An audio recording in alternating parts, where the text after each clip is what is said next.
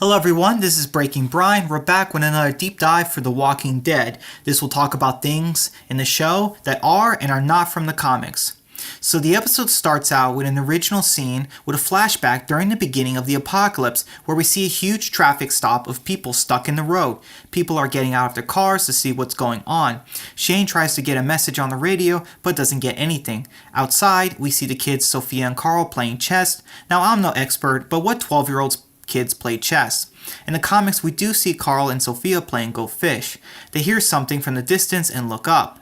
And we see Ed and Carol here, and we discover it's the first night they all met. How they met in the comics is never really shown. Carl tells his mother that he's hungry, and Lori says she knows and that they're all hungry. Did Lori not pack any food with them? That's weird. Carol offers to get Carl some food because she has a lot of MREs. However, Ed stops and berates her for offering their food to strangers. Ed says operational security, like he's from the military, but we all know he's a deadbeat taxi driver who lost his job years ago. Lori checks on Shane, who tells her that he's still getting no connection about what's going on. Now in the comic, they left their hometown for Atlanta.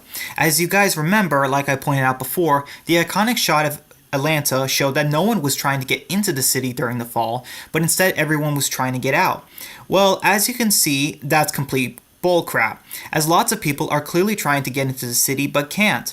Anyways, inconsistency aside, Carol sneaks an MRE for Carl, and Lori asks Carol if she can watch Carl for her because she and Shane are going to go and see what's going on up ahead. Carl wants to go with her, but Lori tells him to stay here as Shane pats Carl's head and promises they'll be back. They then walk down the road as Lori looks back. Sophia tells Carl that his dad is nice, but Carl corrects her that Shane isn't his dad because his dad is dead. In the comics, no one mistakes Shane for Carl's dad. They then hear an explosion from far away, and Carl and the others look on worried. We can see two guys fighting for some reason as Lori and Shane run past them. Suddenly they look up and see helicopters above them heading into the city. Lori says that's not thunder. Geez, you think, Lori? Didn't you see the bright flashing helicopters just hundreds of feet above you? Anyways, Lori and Shane go down the trail next to some other people looking at what's going on. The people don't really look like any of the Atlanta survivors from Season 1 though, neither the named or unnamed. This could be a continuity issue. Anyways, the helicopters head into the city and start bombing it. Now in the comics, we don't see or hear of Atlanta getting napalmed, and Lori and Shane don't see it. Instead, in the comics, they get stuck on the side of the road for hours, and Lori and Shane leave Carl alone in the car to have sex. And also in the comics, Lori believes that they will go back for Rick, whereas here in the show, in this flashback, Lori has already given up on Rick, believing that he's 100% dead, just like Shane told her. Also, in the comics, there's nobody else around Lori and Shane. In the comics, Lori assumes her parents died in the city, while here in the show, Lori assumes her mother died. Lori is so worried at the sight, and Shane comforts her in a non-sexual way as the US military continue to murder millions of innocent people. We then get the intro sequence and logo. In the present, Lori wakes up and checks the time. She realizes that she overslept and gets up.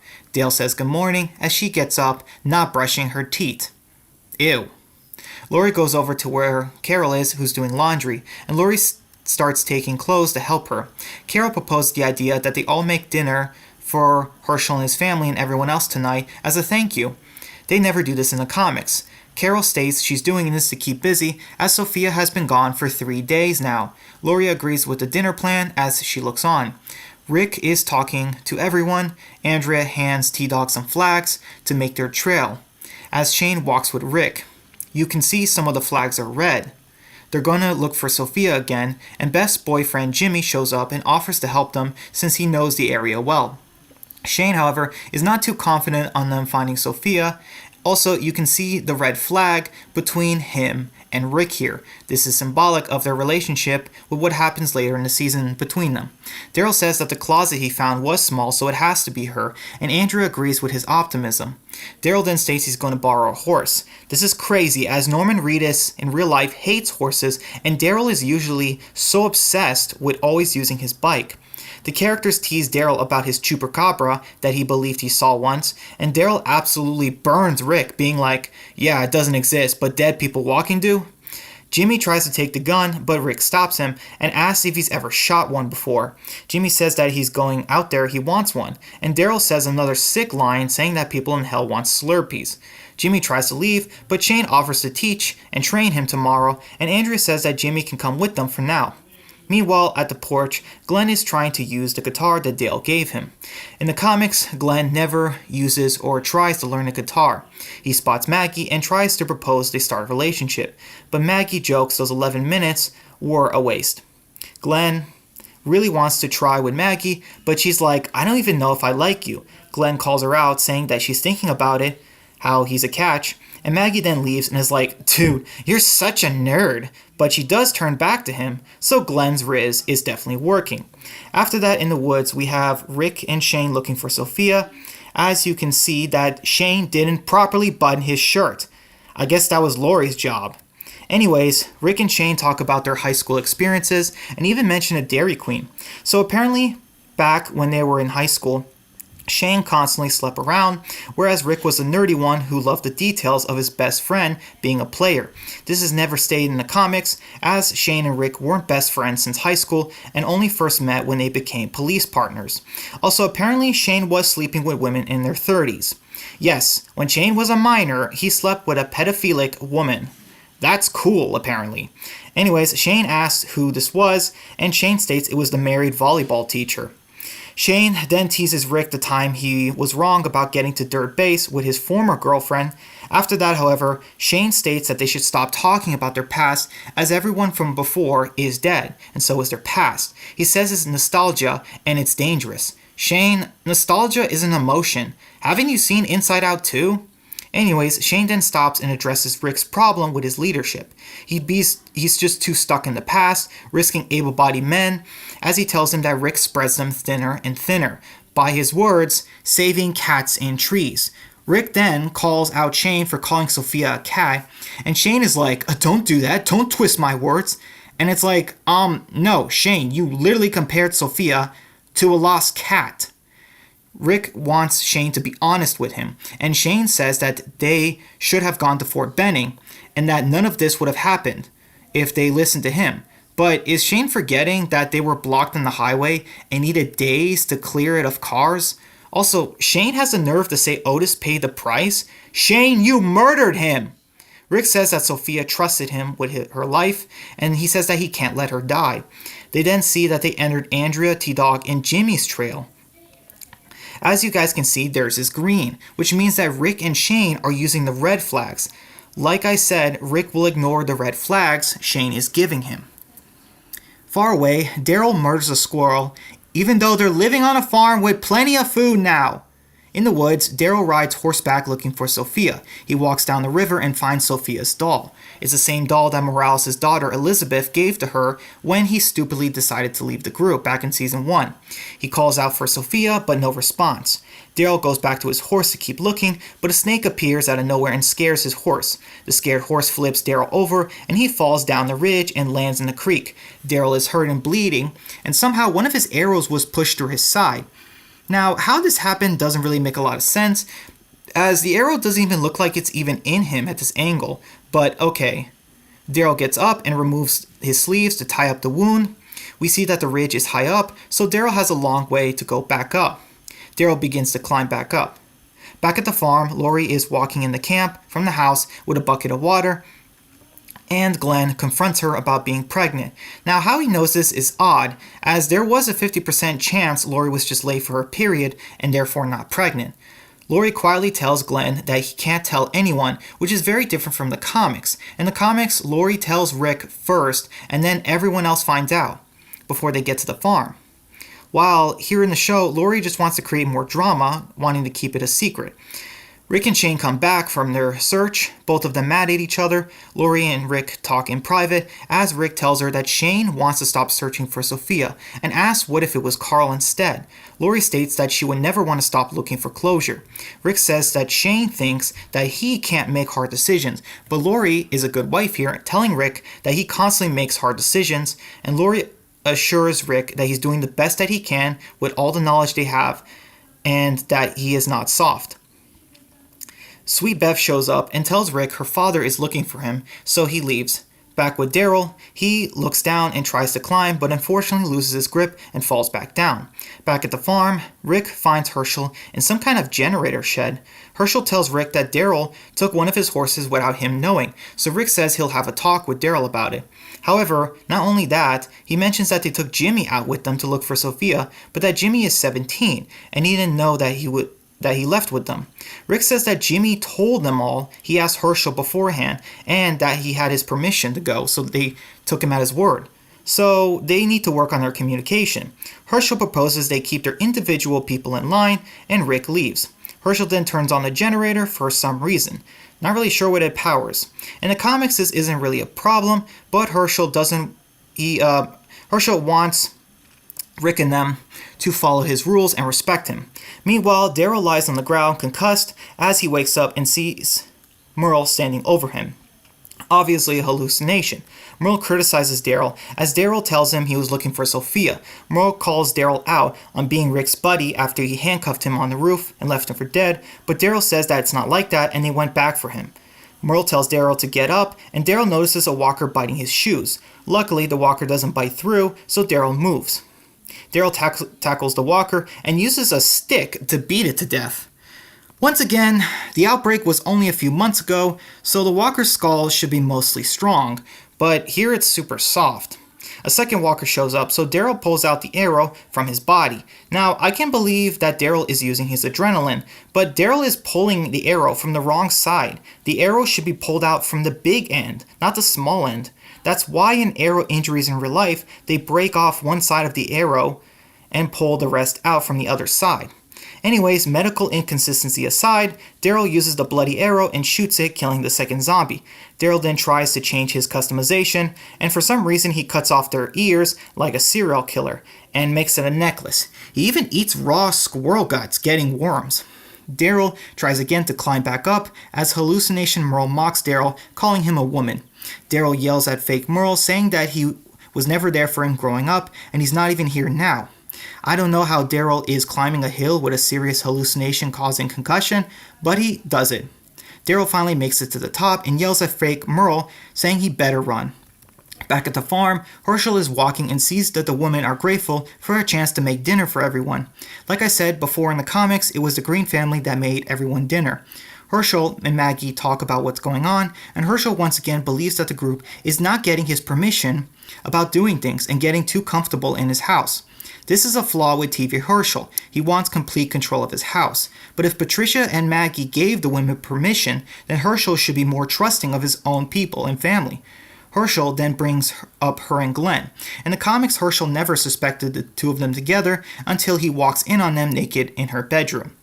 Herschel says that he expects Maggie to be more mature than Beth with boys, and ho, trust me, Herschel, she is definitely being more mature if you catch my drift.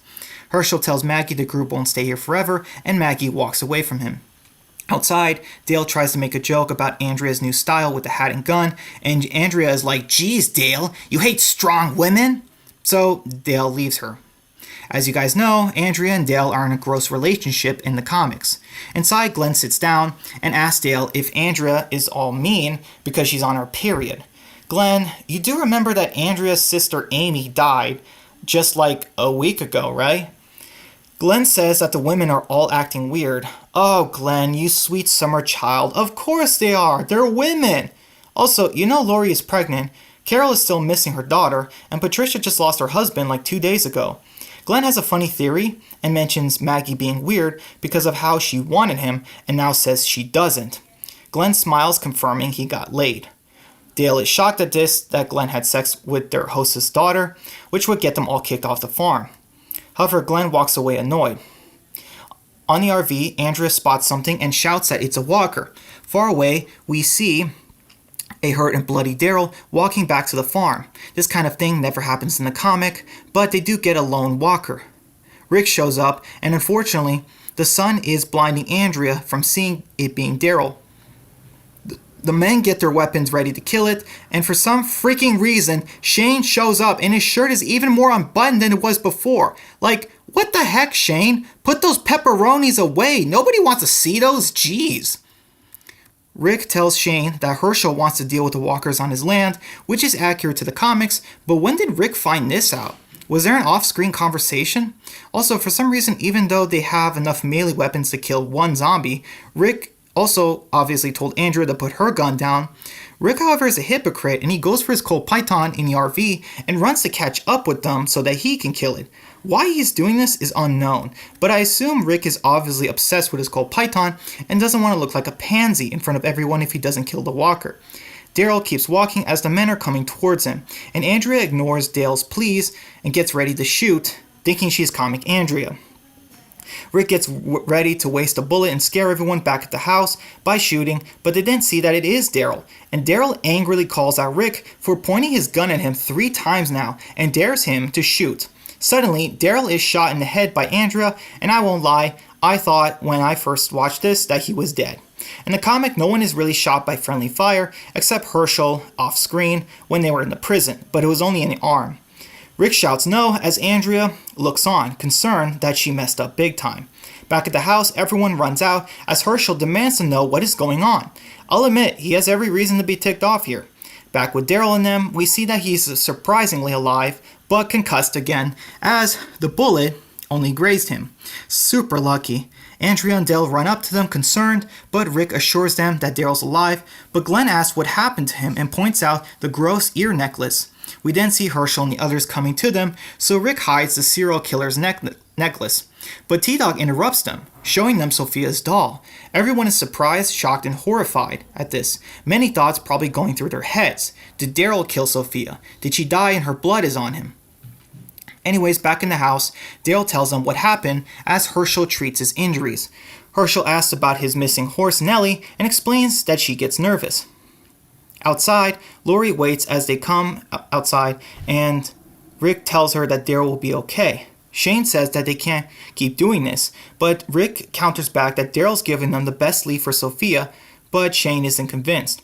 Lori and Shane talk in private, and Shane tries to convince Lori to take his side, but Lori says that she won't, as she mentions it's easy to give up, but stronger to keep going. Shane tells Lori that he'd do anything to keep her and Carl safe. Funny, as Shane was willing to leave them for good just a few days prior. Lori asked Shane if he would even be willing to abandon a poor child.